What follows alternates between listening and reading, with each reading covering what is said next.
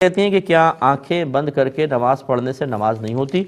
بالکل جس نے بھی کہا غلط کہا، بلکہ فقہا نے واضح طور پہ لکھا ہے کہ اصل مطلوب شرع نماز میں خشوع و خضوع ہے، یعنی آپ کی توجہ دنیا کی طرف نہ ہو، اللہ کی طرف ہو، آخرت کی طرف ہو اور نماز کی جانب ہو، یہ مطلوب شرع ہے۔ اب اگر آنکھ کھول کر یہ چیز حاصل ہو سکتی ہے تو آنکھ کھول کر نماز پڑھنا مستحب ہوگا، اور اگر آپ یہ سمجھتے ہیں آنکھ کھولنے سے وسوسے آتے ہیں، آنکھ بند کر کے خشوع و خضوع قائم ہوتا ہے، تو آنکھ بند کر کے نماز پڑھنا مستحب ہوگا۔ اس پر کسی کا یہ فتویٰ جاری کرنا کہ آنکھیں بند کر کے نماز ہوتی نہیں، یہ بہت بڑا گناہ ہے۔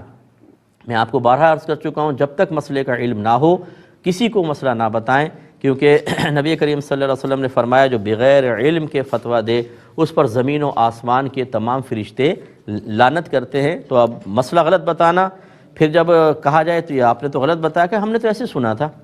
تو بھئی ہر سنی سنائی چیز بیان کرنا یہ آپ کے لیے شرعاً جائز نہیں ہے، جب تک کہ آپ اس کی تصدیق نہ کر دیں یا کسی مستند عالم دین سے آپ نے بات سنی ہے تو پھر ٹھیک ہے، آپ اس کو بیان کر سکتے ہیں، لیکن آپ کا یہ اعتراف